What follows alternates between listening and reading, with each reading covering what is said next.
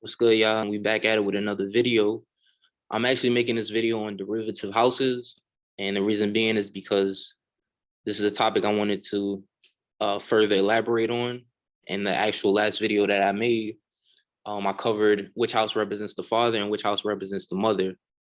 I also mentioned in that video prior that it's important to know this because when you get into derivative houses, which is basically where you're going to turn the wheel in your chart, and you can see other people's 12 areas of life from your chart, we're basically deriving information, just to simplify it, basically.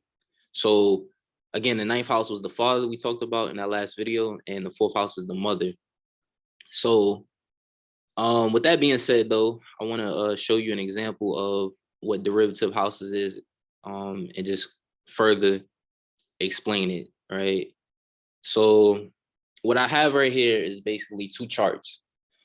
This is an example of someone, this is a random chart I found, and this person has a Cancer ascendant, as you can see over here. We're looking right now at the chart on the left side, right? So it says down here, your chart, Cancer ascendant. So hypothetically speaking, we're going to pretend that you're a Cancer ascendant. And the ascendant is basically the sign that was on the eastern horizon when you were born.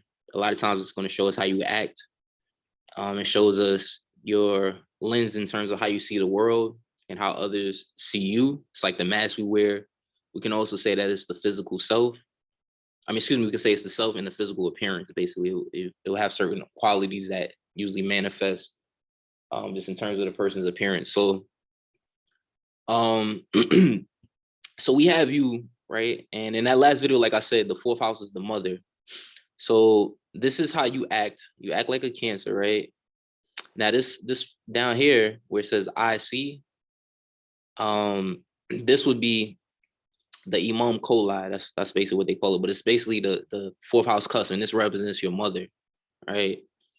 So in derivative houses, we're basically going to find whatever person that we want to know about. So say if it's a sibling in particular, if you want to know about their areas of life and derive that information from your chart, you just have to know the houses which represent who. I think I'm going to make another video after this that can show what people in particular, like in your family dynamic or just in general, who can be seen from each house. I think I'll make a separate video on that after this video.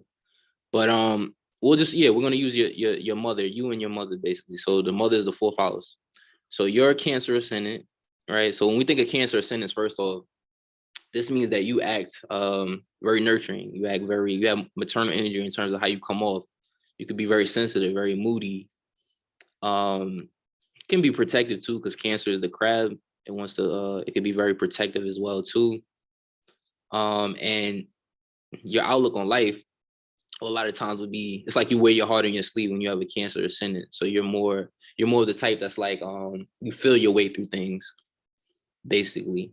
And others will see you as having this maternal energy, even if you're a male, basically. This is just the energy you give off. So with that being said, we want to look at down here, the fourth house, right? You see the number 4 right here. And then it's on the cusp. It's on Virgo. We have Libra interceptor here, but we're going to use the Virgo energy because this is going to represent your mother, basically. Hypothetically speaking, if you were a Cancer ascendant, or if this was your chart, we'll just say like that. So what we did is we basically turned the wheel. We turned it clockwise, and we're going to put Virgo on the ascendant, right? So we're going to turn it, as you see the pointer, all the way up and put it on your ascendant right here, right? So this is what this chart over here on the right side represents, right? So remember, we say your mother has Virgo energy, basically. And when we think of Virgo, as we see right here, this would be the ascendant. And as you can see, I put the houses. I wrote 1, 2, 3, 4, 5, 6, etc., going away all the way around to 12. So Virgo means that for this person, basically, their mother will be the type that's we could say Virgo is basically, it's like mutable earth. So the mother is very practical, very much about organization, very much about her work. but you know, she could be very critical. Basically, Virgo is a very critical energy. It's a very analytical energy. This would have went on within the home, and the energy your mother, of course, would have given off, right? So when we put Virgo on the ascendant, now we would just basically read it like a regular birth chart, and it's going to tell about her 12 areas of life, but we're deriving the information from your chart as you again have the Cancer ascendant. So right here, as you see, it says your mother has a Virgo ascendant and her 12 areas, 12 houses, which are areas of life. The houses are areas of life. Just remember that. When the fourth house, which is her house, is turned clockwise to the ascendant. So that's basically again what we did. Down here, we have Virgo on the fourth house. We turned it basically up here. We turned it up here. So right.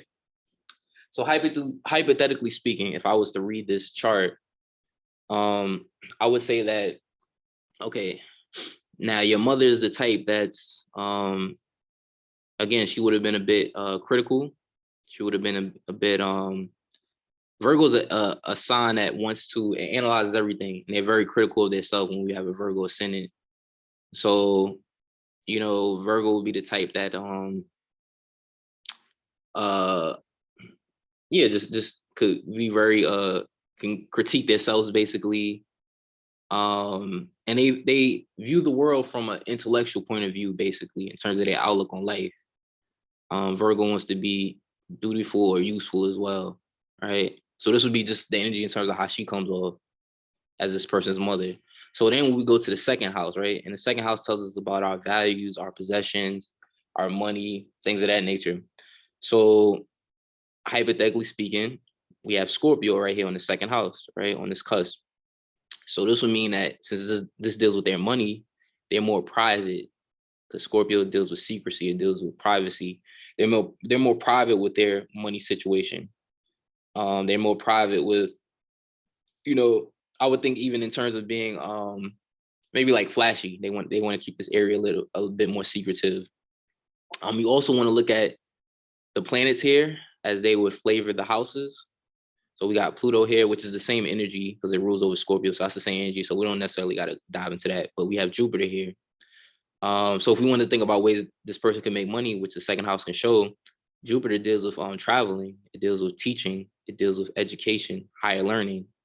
And this can range from a variety of different things, basically, when we see Jupiter in the second house.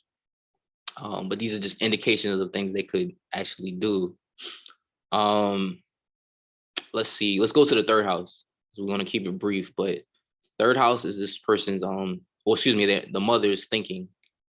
So I would think with Jupiter here, thinking in communications, but it would say that, you know, this person can be optimistic in their mindset. Maybe they talk a lot. Maybe they talk a lot basically, and or just think a lot, do a lot of thinking basically. When we have Jupiter on this third house, I said Jupiter. I meant Sagittarius, which rules over. It was Jupiter rules over the sign of Sagittarius. Let's see.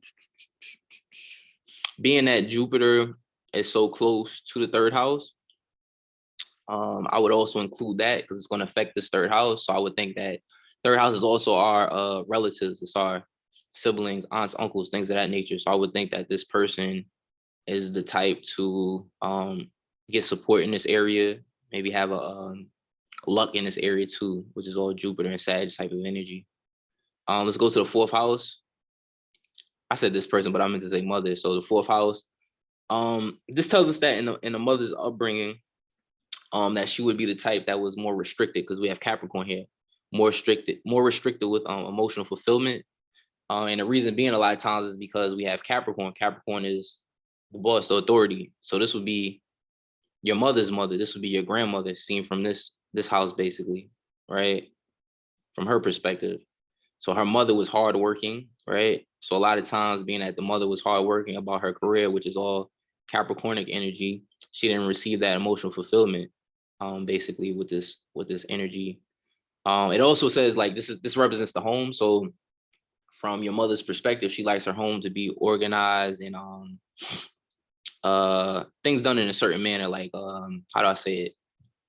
Capricorn is like, yeah, just structured basically. It's structure. She's like the responsible one, basically, of the family with this energy. If we want to see Neptune and Uranus here, if we include that, this tells us that there was certain parts of your mother to where she was unclear on her mother, basically. It was certain things that she didn't know about your grandmother, which would have been her mother. Also, Uranus is here, so there's an element of detachment that she felt from her mother, basically, which is again is your grandmother. From this example, basically. Let's go to the fifth house. The fifth house, we have Aquarius here. So fifth house is like, it's the house of we'll say dating and romance. So Aquarius represents freedom, represents detachment, which is a lot of times what Aquarians need, basically. So in a house of that deals with dating and romance, this says that your mother will be the type that needs space in this area. She needs freedom, like I just said. As well, we'll go to your sixth house. Sixth house, it looks like it's close to Aquarius, but it looks like it's still in Pisces. So she's the type that's very sacrificial when it comes to her daily routines, her and her work. She may even sacrifice a lot for her coworkers, or this could be employees that this represents too, this house, right? And then with Saturn here, she has like a more of a obligation in this area. She has to work harder in this area in her daily routines and her work. It's basically saying she has an obligation. She has karmic lessons in this area. But she may feel more of a block in this area too. But she's supposed to be a master in this area. So I'm not going to go through all of the rest of the houses, but I'm just giving you an example of these 12 areas of life and certain things that can be seen from it. And you can also, again, do this for anybody if you know, like I previously stated, if you know who it is that the house represents. Again, in my next video, I'll tell you which houses can represent certain people, so you can basically turn the wheel and try to look in your chart to see if you can read other people from your chart, basically. So that's my take on this perspective. Derivative houses, where again deriving information from certain people based on your chart, and this was an example. Y'all have a good one and stay tuned for the following videos. All right, y'all.